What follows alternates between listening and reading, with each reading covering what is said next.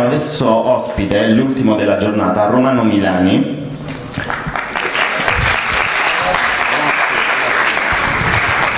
che è il segretario del Sindacato Nazionale Giornalisti Cinematografici Italiani. Quindi per noi è un vero onore che tu abbia partecipato oggi e soprattutto che tu abbia accettato il ruolo di giurato della giuria di qualità di quest'anno. Voi sapete che oltre a voi c'è una giuria di qualità composta da 10 personalità del mondo del cinema, e oltre a te abbiamo in sala anche Gabriele Carunchio della rivista Cinematografo, quindi... e domani voi conoscerete anche gli altri personaggi di questa giuria di qualità. Romano, vuoi parlarci un attimo del ruolo del sindacato nell'ambito del cinema? Che scopo ha? Che obiettivo ha? Mi sentite? Pronto? Sì. Dunque, innanzitutto io ringrazio Gennaro e ringrazio il Festival che ha scelto e ha pensato al Sindacato Giornalisti Cinematografici per avere un componente della giuria nella quale sono stato poi designato io per ragioni di scelte così anche legate a impegni di altri. E ringrazio voi degli applausi che per noi giornalisti insomma è raro averne, conseguentemente quando arrivano, poi specialmente così giovani, freschi ed avvenenti, fanno ancora più piacere. Diciamo che il sindacato dei giornalisti cinematografici, che ha un nome che richiama vertenze contrattuali, scioperi e quant'altro, non ha niente a che vedere con questo, perché noi non svolgiamo nessuna attività di contrattuale o di tutela delle vertenze o di tutela dei licenziamenti, ma si è chiamato così perché nel 1946, quando è stato fondato, non c'erano ancora altre dizioni se non associazione o organizzazione, e siccome all'epoca comunque una piccola parte di attività anche strettamente sindacale l'organizzazione la faceva, si è chiamato Sindacato Giornalisti Cinematografici. Ma in realtà noi siamo un'organizzazione, un'associazione che promuove, sostiene proprio come compito istituzionale il cinema italiano soprattutto, e poi naturalmente anche per estensione il cinema europeo, ma insomma comunque non è che poi ci dimentichiamo del cinema americano, che è in ogni caso una realtà importantissima nella cinematografia mondiale. Quindi però comunque la nostra maggiore attenzione è riservata al cinema italiano, quindi il cinema italiano che poi riguarda tutti, dall'animazione ai film per ragazzi, ai film per adulti, insomma a tutti i generi, per cui noi ci dedichiamo attraverso dei nostri riconoscimenti a cercare di identificare o di far conoscere o di presentare anche delle operazioni interessanti e che magari per ragioni di mercato, per ragioni tra le più diverse, hanno avuto poco interesse da parte dei giornali o dei distributori cinematografici o di altre iniziative. Senti, è proprio seguendo questo tuo discorso, il sindacato organizza un ambitissimo premio, giusto? Ambitissimo, grazie. Sì, si tratta dei Nastri d'Argento di Taormina, no? Uno degli appuntamenti nel cinema, sì, dei più ambiti da parte degli attori e anche dei riconoscimenti attribuiti. La cosa che a noi fa piacere è che lo scorso anno abbiamo premiato la stessa attrice, noi l'abbiamo premiata ad aprile e voi un mese dopo, grosso modo, e si tratta di Andrea Oswald. Il premio dei Nastri d'Argento come nasce? Quali sono, diciamo, un po' i metri di valutazione per attribuire questo premio? Dunque, i Nastri d'Argento nascono su una camionetta. La camionetta a voi non dice niente, ma la camionetta erano chiamate camionetta quei mezzi di trasporto che subito durante la guerra e subito dopo sostituivano gli autobus. Conseguentemente c'erano questi furgoni anche invece che in automobile e motocicletta, in cui si andava in giro per la città o si raggiungevano altre mete, e un gruppo di giornalisti appunto su una camionetta veniva portato da una produzione. Un gruppo di giornalisti, non solo, c'era Michelangelo Antonioni, c'erano altri 2 o 3 anche poi diventati registi, che allora facevano i giornalisti, e andavano a Monte Cassino, dove c'era ancora la famosa abbazia che allora fu distrutta dai bombardamenti, sul set di un film. E allora, così, chiacchierando tra una cosa e l'altra, decisero di fondare questo sindacato e di istituire questo premio, che si chiamò Nastri d'Argento, perché in realtà rappresenta, e non è mai cambiato dal 1946, questo avveniva,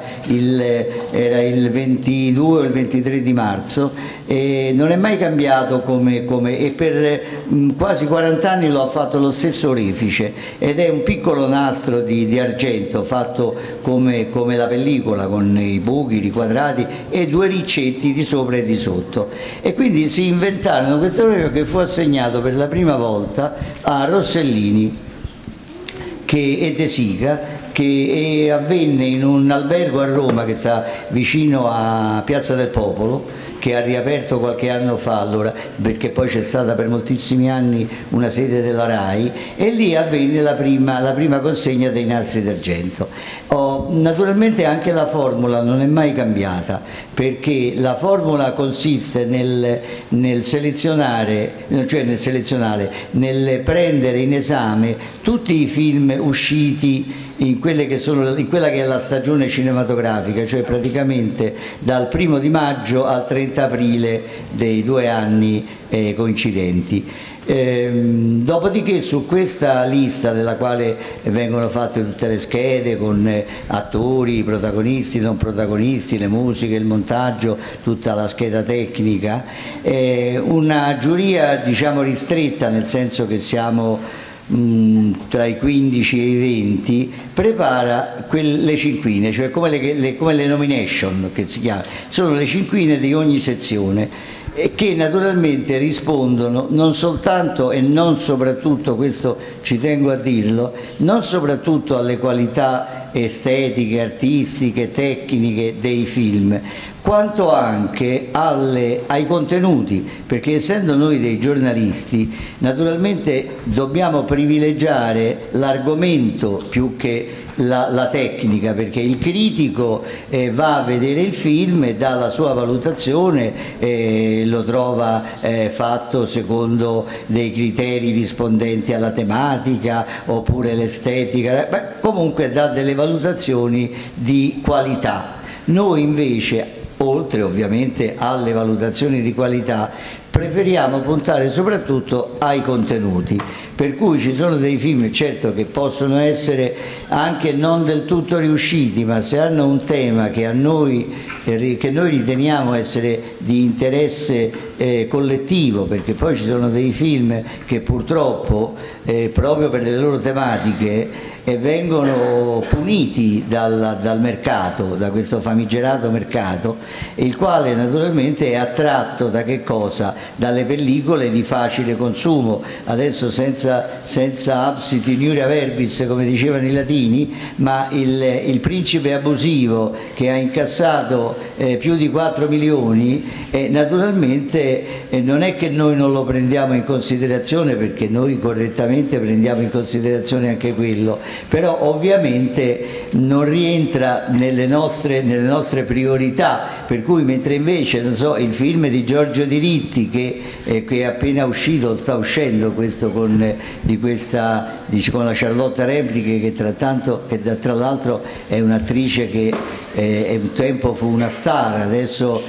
però c'ha 2 film, perché ce n'è anche un altro di film in uscita, e quindi quello ha una tematica che, al di là della qualità del film, e quindi anche al di là della qualità del film Il principe abusivo, può rappresentare per una nostra scelta. E citavo Il Principe abusivo perché noi da 2 o 3 anni abbiamo istituito anche un premio per i film di commedia, cioè i film leggeri, che anche loro hanno il diritto di esistere, e i cittadini hanno il diritto di andarseli a vedere, e conseguentemente abbiamo istituito anche un nastro per questo genere, che altrimenti, e questa è un'altra ragione per cui l'abbiamo istituito, quei film finivano inevitabilmente per essere esclusi dalle cinquine degli altri nastri, perché ovviamente il film leggero, la commedia, il film comico difficilmente ha delle qualità che gli consentono, e viene comunque sempre scavalcato dagli autori cosiddetti, e quindi abbiamo introdotto anche questa commedia insieme a tutte le altre categorie, che sono appunto gli attori, il regista, il montaggio, la musica, la scenografia, la sceneggiatura, insomma tutte le professionalità di un film. Senti Romano, visto che tu hai accennato proprio alla differenza tra giornalista e critico, vogliamo spiegare un attimo ai ragazzi meglio questa cosa, cioè nel ruolo che ha il giornalista e nel ruolo che ha il critico ai fini di una promozione oppure di un discorso su un film? Dunque, partiamo da una piccola premessa. Il sindacato dei giornalisti cinematografici è stato fondato, come ho detto, nel 1946 e includeva all'epoca anche i critici, per cui era un sindacato unitario, come si direbbe oggi. Nel 1958 però alcuni critici decisero di fondare un proprio sindacato, e quindi fu fondato il sindacato critici, che si chiama come noi, con la differenza che loro sono sindacato critici e noi siamo sindacato giornalisti. Questo perché? Perché all'epoca, parliamo di 60 anni fa, c'era più che una concorrenzialità, perché in realtà non c'era concorrenza perché erano due mondi separati, ma una rivalità anche un po' ideologica, un po' di intellettuale, un po' di presunta superiorità culturale, perché i critici, che allora erano persone ben diverse, di ben maggiore potenziale culturale e conoscitivo della storia e della cultura, che non si limitavano a conoscere la storia del cinema, ma conoscevano anche la letteratura e le epoche, per cui erano in grado di ambientare e di ricordare che una determinata storia cinematografica si rifaceva e si svolgeva in un'epoca che politicamente aveva rappresentato un segno democratico o antidemocratico, repressivo o permissivista. Conseguentemente davano un quadro generale, e quindi ai giornalisti li guardavano con una certa aria di superiorità, tanto è vero che ci chiamavano i coloristi. Perché? Perché allora c'erano le pagine dello spettacolo nelle quali c'era quello, e che anche altre pagine, anche di politica o di economia, in cui c'era il colore. Il colore era il racconto, il resoconto di quello che avveniva intorno ad un avvenimento, quello che oggi chiamano più vilmente il gossip. In realtà allora, se c'era una prima cinematografica, c'era il colorista, cioè il giornalista cinematografico, il quale andava lì e raccontava quello che il personaggio che c'era, la battuta che aveva detto un altro, come era vestito quello, come era vestita quell'altra e così. Mentre il critico si limitava a guardare il film, poi se ne andava nel suo studiolo e scriveva la sua recensione, che era legata esclusivamente alle qualità o alle mancate qualità del film. Conseguentemente i giornalisti, ripeto con un po' di supponenza, ci chiamavano i coloristi, così un po' però questo non significa che ci fossero delle reali rivalità, è che sono comunque due mestieri completamente diversi, perché il critico va a vedere il film, gli dà la propria valutazione, lo giudica ben riuscito, mal riuscito, riuscito a metà,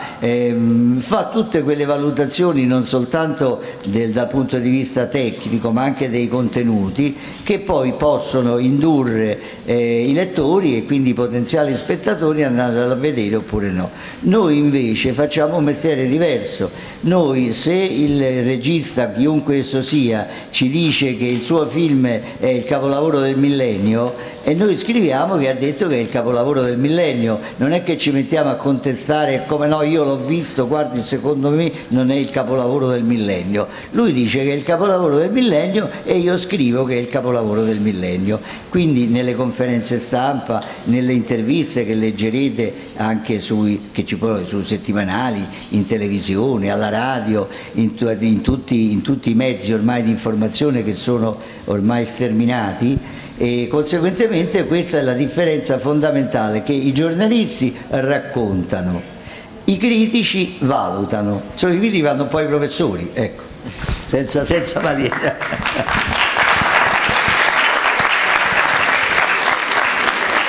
Senti,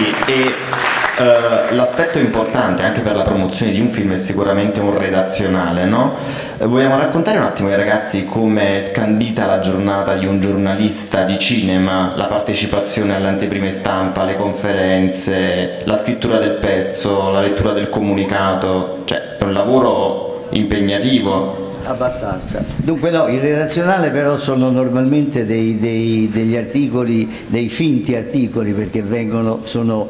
pagati dalla produzione o dalla distribuzione, per cui appare come un articolo ma in realtà è una pubblicazione promozionale, infatti sotto per legge ci deve essere scritto che è un redazionale. E dunque niente, il giornalista cinematografico che si diceva, e forse qualcuno lo dice ancora, dice guarda quello, beato lui, va al cinema gratis e lo pagano pure, e conseguentemente pensando che uno si va a divertire, ma non sempre ci si va a divertire. Comunque noi giornalisti in ogni caso andiamo a vedere anche tutti i film, pur non facendone le recensioni, perché è un dovere professionale essere informati anche degli indirizzi o dei cambi di indirizzo di registi che magari da un genere passano ad un altro e così via. E quindi normalmente si comincia nelle giornate normali, che sono diverse da quelle dei festival, la mattina verso le 10, 9 e mezzo, 10, 10 e mezzo, quasi tutti i giorni c'è una proiezione di un film. Sovente subito dopo c'è la conferenza stampa, poi ci sono i fotocall per i fotografi e le sedute per le televisioni o per le radio o per qualche intervista esclusiva o presunta tale. Ecco perché c'è un altro piccolo argomento, così che ai fini della comprensione complessiva dell'argomento è utile. Ci sono dei giornali che vengono privilegiati in base a delle logiche legate anche al tipo di film, ai quali gli uffici stampa vogliono dare l'intervista esclusiva, perché avviene anche l'inverso, che non so, facciamo il caso di Repubblica o del Corriere della Sera o La Stampa, i quali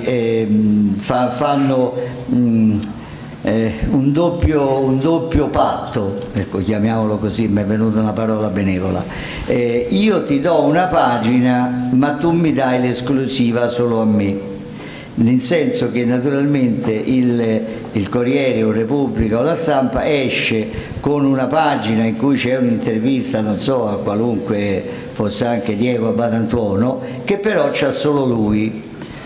Questa è una logica che io personalmente non ho mai condiviso, perché non è che poi gli spettatori si affollano la mattina all'edicola a comprare Repubblica o il Corriere perché c'è l'intervista con Batantuono, purtroppo non lo sanno nemmeno, però naturalmente ai fini della pubblicità, dell'acquisto della pubblicità e quindi delle pagine pubblicitarie, quello serve al giornale, perché l'amministratore dice: ma vedete, noi siamo molto quotati perché abbiamo avuto l'intervista esclusiva di Abbatantuono o non so di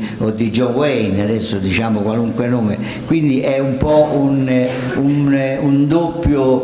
doppio utile che ne hanno da un verso i giornali e dall'altro i personaggi. Altrimenti ci sono le conferenze stampa nelle quali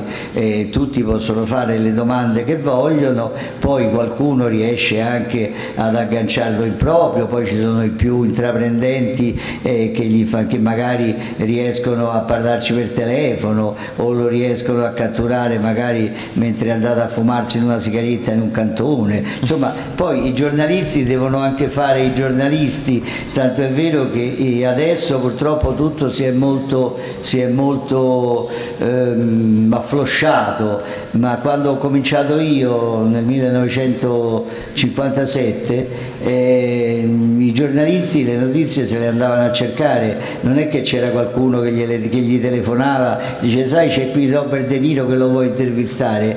bisognava andarsela a cercare e trovarsi il modo di intervistare Robert De Niro, perché naturalmente quello faceva premio sulla concorrenza, allora sì, perché non c'era la televisione, c'erano 3 giornali radio, uno all'una o 2 forse, uno all'una e uno alle 8, l'internet non si sapeva neanche che fosse e tutto il resto, quindi conseguentemente non c'erano gli uffici stampa, non c'era tutta l'organizzazione che c'è adesso, che da un verso è un vantaggio ma dall'altro è uno svantaggio, perché livella tutto, mentre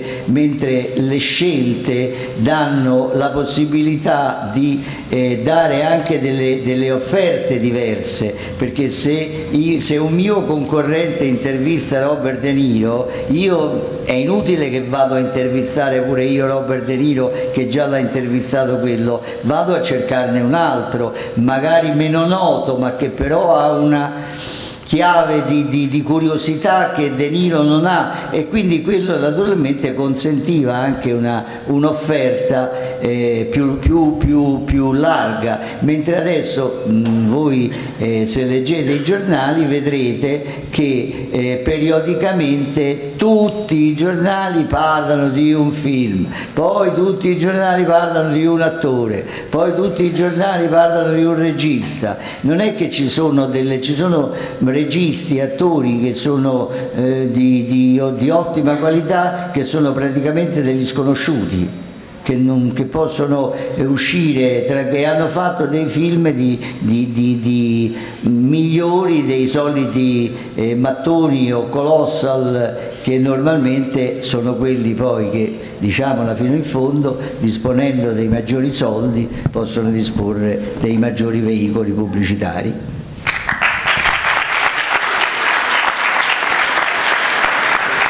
Senti Romano, vogliamo dire un attimo ai ragazzi qual è il percorso per arrivare a diventare giornalista e soprattutto giornalista cinematografico? Potrei cominciare con una battutaccia, che prima di tutto bisognerebbe trovare un giornale che ci fa scrivere, quindi però quello oggi non è l'ostacolo maggiore, perché essendoci tutti i mezzi lì di internet, io non sono molto preparato, io sono un oscurantista, quindi io sono fermo ancora alla penna, io uso il computer ma comunque non conosco a fondo tutti questi mezzi di informazione. Lo abbiamo anche noi come sindacato, abbiamo un sito che si chiama Cinemagazine in cui mettiamo le notizie. Quindi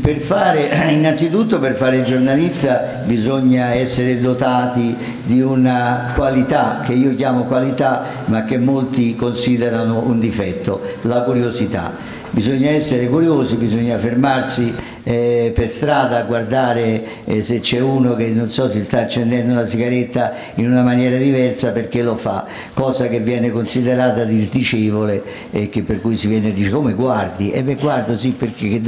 mica è peccato. Di conseguenza quella è la prima dote che dovrebbe avere un aspirante giornalista. Dopodiché bisogna avere anche una cultura, contrariamente a quello che si crede, non soltanto che bisogna saper scrivere in italiano o in francese o in turco, in quel che è, nella propria lingua, quindi conoscere anche la grammatica e la sintassi. E poi soprattutto quello che è fondamentale, bisogna che nei posti in cui si va, agli avvenimenti a cui si assiste, alle parole che si sentono, capire quello che succede, perché non basta raccontare, perché noi possiamo benissimo raccontare che qui c'erano 127 ragazzi tra i 13 e i 22 anni, due signori seduti qui, una telecamera lì, abbiamo raccontato quello che succede, un palcoscenico semicircolare e così via, però a chi legge non dice niente, chi legge deve capire che cosa è accaduto. E così sugli avvenimenti noi adesso siamo purtroppo troppo abituati alle immagini. Prendiamo l'ultimo caso di Boston dell'altro giorno. Noi in passato, quando non c'erano tutti i mezzi visivi, i giornalisti dovevano descriverlo sui giornali in maniera tale che chi leggeva capiva che cosa era successo, al di là del fatto che era scoppiata 1 o 2 o 10 bombe e c'erano stati 2, 10 o 100 feriti e morti. Doveva capire l'atmosfera, l'ambiente, la situazione, le ragioni, tutta una serie di elementi che contribuivano a far immaginare nella mente, nel lettore, come chi legge un romanzo. Se noi leggiamo, voi avrete letto i romanzi di Stevenson, ci evocano mondi che molti di noi, io non ho mai visti per esempio, però leggendo le pagine mi immaginavo dei luoghi, degli ambienti che mi venivano lì descritti. Poi bisogna avere una grande, perché oggi è difficile affrontare il mestiere del giornalista, bisogna avere una grande capacità di sapersi differenziare, nel senso che è inutile correre dietro a quello che è la moda o a quello che è il caso del momento, perché tanto dietro a quel caso del momento ci corrono tutti, quindi è meglio correre dietro a una cosa alla quale non corre dietro nessuno, perché forse oggi non se ne accorge nessun editore, nessun giornalista, domani nemmeno, ma forse tra 3 o 4 giorni, una settimana, qualcuno comincia a dire ma guarda un po' quello lì che fa, e allora vediamo un po', e quindi seguendolo può trovare una strada che gli dà una originalità, che attraverso l'originalità che lui dà al proprio lavoro, gli dà l'occasione di potersi distinguere e quindi anche affermare sugli altri, perché poi il giornalismo, come tutte le professioni, è un mestiere individuale, non è che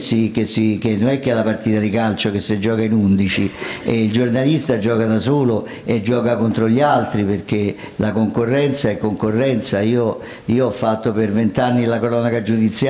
che poi arriviamo allo spettacolo, e io ho fatto la cronaca giudiziaria ai tempi di quelli che si chiamavano gli anni di piombo, e conseguentemente non è che c'erano gli uffici stampa che ci davano le notizie per sapere se quello l'avevano arrestato o era la dità o dove si trovava, quindi conseguentemente era un mestiere che richiedeva Poi dopo questa lunga stagione di cronaca giudiziaria sono stato promosso capo servizio e quindi mi hanno dato il servizio spettacolo, e quindi anche lì all'epoca, questo avveniva nel 74, no, esattamente nel 76, me lo ricordo perché ebbi il primo scontro, dato che io ero abituato appunto a cercare le notizie e a trovarle, e la prima notizia che feci era che Gianmaria Volonté era il protagonista di un film che si intitola Cristo si è fermato ad Eboli. E allora feci una notizia, che io ero amico con Gianmaria Volonté e quindi una sera ci vedevamo spesso a cena chiacchierando, che disse che domani partiva, dico, dai, e così feci una notizia. Immediatamente l'indomani mattina mi telefonò, questo per ritornare al controllo degli uffici stampa e delle produzioni, mi telefonò Fabio Rinaudo, che era il capo ufficio stampa della produzione di Cristaldi, il quale voleva sapere chi mi aveva dato la notizia.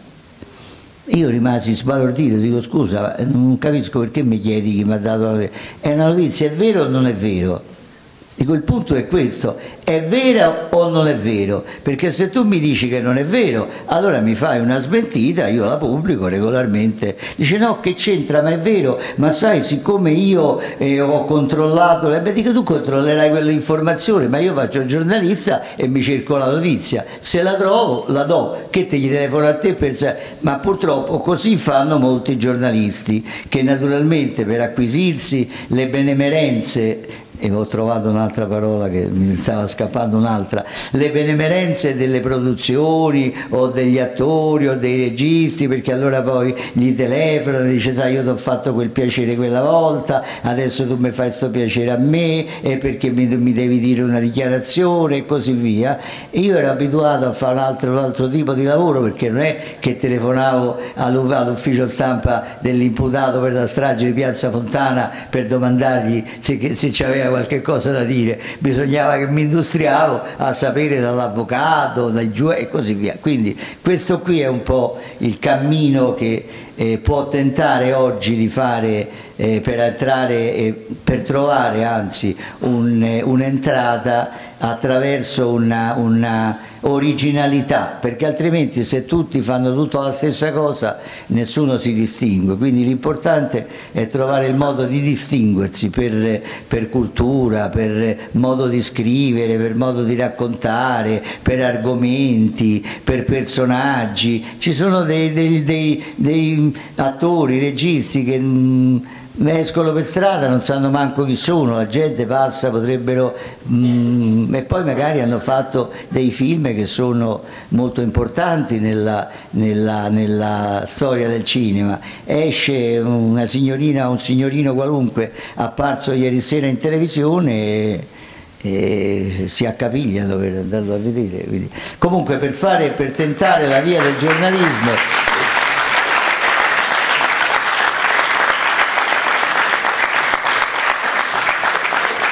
per tentare la via del giornalismo anche cinematografico bisogna soprattutto avere attenzione anche per quello che accade intorno al mondo del cinema, perché a volte il mondo del cinema, come si dice, è lo specchio di quello che accade, ma a volte anche la realtà è lo specchio. Se noi immaginiamo, proprio adesso riferendoci purtroppo a fatti tragici,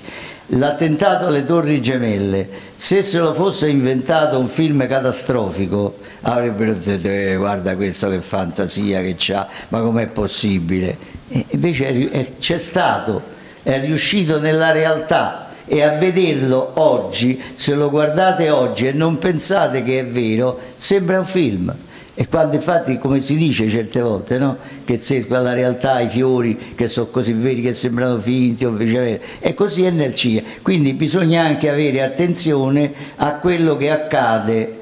intorno al cinema e a certe tematiche che vengono affrontate nei film, perché ci sono tematiche che hanno dei legami molto stretti, specialmente ce ne sono diversi quest'anno, c'è quello sulla Erlaro. Proprio a proposito di questo, voi membri della giuria di qualità non vi siete ancora confrontati, vi confronterete sabato pomeriggio, rinchiusi in un luogo isolato, il conclave. È il conclave, e solitamente negli anni passati il dibattito durava molto perché ognuno portava, diciamo, il proprio vissuto, le proprie esperienze, il proprio giudizio, mantenendo il riservo sul quale è il tuo preferito e sul quale hai intenzione di votare. Sulla selezione di quest'anno cosa ti senti di dire, visto che tu hai avuto la possibilità già di vederli come gli altri membri della giuria in anteprima, questi film? Dunque io non so gli anni scorsi perché non li ho visti, però comunque una mia idea su questi film, anche se per alcuni ho fatto un po' di difficoltà, perché essendo io non conosco non bene, non so l'inglese e altre lingue nemmeno, però comunque cioè so solo il francese e l'italiano e un po' di spagnolo, quindi comunque quindi ho dovuto un po' concentrarmi perché poi al di là di quello, appunto come dicevo prima, al di là delle qualità estetiche e artistiche, in una cinematografia per ragazzi è indispensabile anche entrare nei contenuti, perché ci sono dei film che hanno un messaggio apparentemente positivo e poi invece sotto sotto rivelano qualche cosa di poco condividibile, però comunque il livello nella sua complessità è molto, c'erano dei film anche piuttosto impegnativi per essere dei film per ragazzi. Io ne ho identificato uno che naturalmente non dico che mi sembra il più, anche perché unisce alla tematica, una tematica un po' scontata, ma una tematica molto, molto, ancora oggi molto, molto importante e significativa, un tono molto leggero che lo connota in maniera diversa da tante altre occasioni in cui lo stesso argomento è stato affrontato. Perfetto. Romano, io allora ti ringrazio. Grazie a voi.